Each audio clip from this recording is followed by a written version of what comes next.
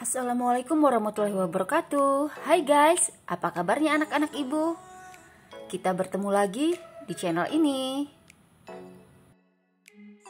Sebelum kita mulai materinya, jangan lupa untuk subscribe channel ini ya. Dan jangan lupa juga untuk menyalakan loncengnya.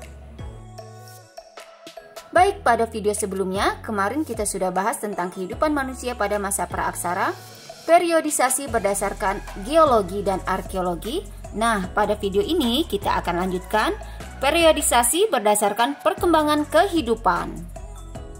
Periodisasi ini didasarkan atas perkembangan kehidupan manusia praaksara. Berdasarkan perkembangan kehidupannya, masa praaksara dibagi menjadi 3, yaitu yang pertama masa berburu dan mengumpulkan makanan, yang kedua masa bercocok tanam, dan yang ketiga masa perundagian. Kita bahas yang pertama, yaitu masa berburu dan mengumpulkan makanan. Masa ini dibagi menjadi 2 tingkat, yaitu masa berburu dan mengumpulkan makanan tingkat sederhana dan masa berburu dan mengumpulkan makanan tingkat lanjut. Masa berburu makanan tingkat sederhana diperkirakan semasa dengan zaman Paleolitikum. Pada masa ini, peradaban manusia masih sangat rendah. Mereka hidup mengembara, pindah dari tempat yang satu ke tempat yang lain sebagai pemburu binatang dan penangkap ikan. Mereka juga mengumpulkan makanan sejenis umbi-umbian, buah-buahan, dan daun-daunan. Dan jika sumber makanan di sekitar tempat mereka sudah menipis atau sudah habis, maka mereka berpindah ke tempat yang lain. Manusia pada masa ini hidup secara berkelompok yang tersusun dari keluarga-keluarga kecil. Anggota keluarga yang laki-laki melakukan perburuan dan yang perempuan mengumpulkan makanan dari tumbuh-tumbuhan dan hewan kecil. Alat-alat yang digunakan pada masa ini terbuat dari kayu, tulang, dan batu. Alat-alat batu inti contohnya seperti kapak perimbas, kapak penetak, pahat genggam, dan kapak genggam. Dan juga ada alat serpih yang digunakan untuk pisau, peraut, gurdi, mata panah, dan untuk menguliti umbi-umbian. Sedangkan masa berburu dan mengumpulkan makanan tingkat lanjut diperkirakan semasa dengan zaman Mesolitikum. Pada masa ini, manusia sudah mengenal cara bercocok tanam dengan sistem berladang. Beberapa kali tanah ladang itu dipergunakan dan setelah dirasakan kesuburannya berkurang, maka pindah ke tempat lain. Mereka juga memelihara dan mengembangbiakkan binatang. Pada masa ini, manusia secara berkelompok mulai hidup menetap dengan memilih gua sebagai tempat tinggalnya. Selama bertempat tinggal di gua, mereka melukiskan sesuatu di dinding gua yang menggambarkan suatu pengalaman, perjuangan, dan harapan hidup. Untuk alat-alat perkakas, batu yang dibuat bentuknya lebih halus daripada masa sebelumnya. Misalnya kapak Sumatera dan alat-alat yang terbuat dari tulang. Periodisasi yang berikutnya yaitu masa bercocok tanam. Masa ini diperkirakan semasa dengan zaman Neolitikum. Pada masa ini, peradaban manusia sudah mulai mencapai tingkat yang cukup tinggi. Manusia sudah memiliki kemampuan mengolah alam untuk memenuhi kebutuhan hidup dengan bercocok tanam dan mengembangbiakkan binatang ternak. Manusia tidak lagi sepenuhnya bergantung pada alam. Pada masa ini, manusia diperkirakan sudah melakukan kegiatan perdagangan yang bersifat barter.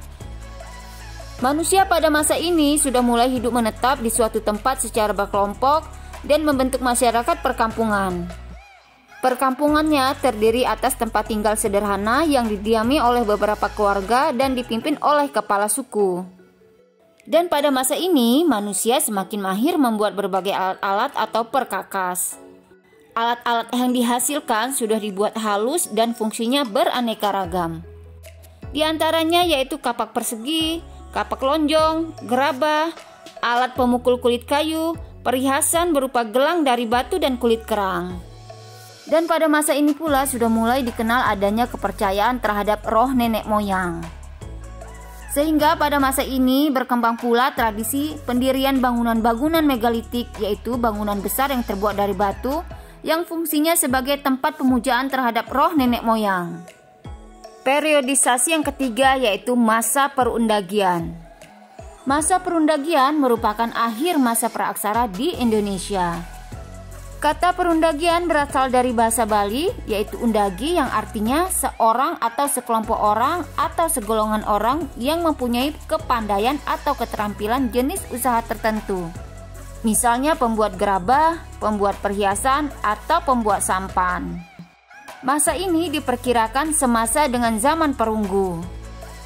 Kegiatan kehidupan pada masa ini dilakukan tidak lagi sekedar untuk memenuhi kebutuhan hidup, melainkan untuk meningkatkan kesejahteraan. Kegiatan pertanian di ladang dan di sawah masih tetap dilakukan. Kegiatan peternakan juga turut berkembang, hewan ternak yang dipelihara lebih beragam dari masa sebelumnya. Masyarakat pada masa ini hidup menetap di perkampungan yang lebih besar dan lebih teratur.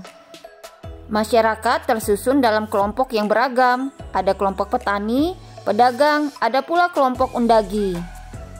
Peralatan yang digunakan pada masa ini sudah mulai terbuat dari logam yang digunakan untuk bertani, bertukang, peralatan rumah tangga, perhiasan, dan sebagai alat perlengkapan upacara dan pemujaan. Sedangkan kepercayaan yang berkembang pada masa ini masih melanjutkan kepercayaan pada masa sebelumnya, yaitu pemujaan terhadap arwah nenek moyang. Nah, itu tadi periodisasi berdasarkan perkembangan kehidupan. Selanjutnya kita akan bahas nilai-nilai budaya masa praaksara di Indonesia.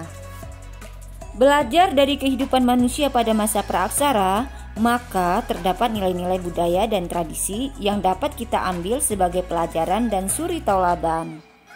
Yang pertama ada nilai religius atau kepercayaan. Manusia pada masa praaksara sudah memiliki kepercayaan, yaitu kepercayaan terhadap roh halus yang disebut sebagai animisme. Selain itu juga mereka memiliki kepercayaan bahwa benda memiliki kekuatan gaib yang disebut sebagai dinamisme. Nilai yang kedua yaitu nilai gotong royong.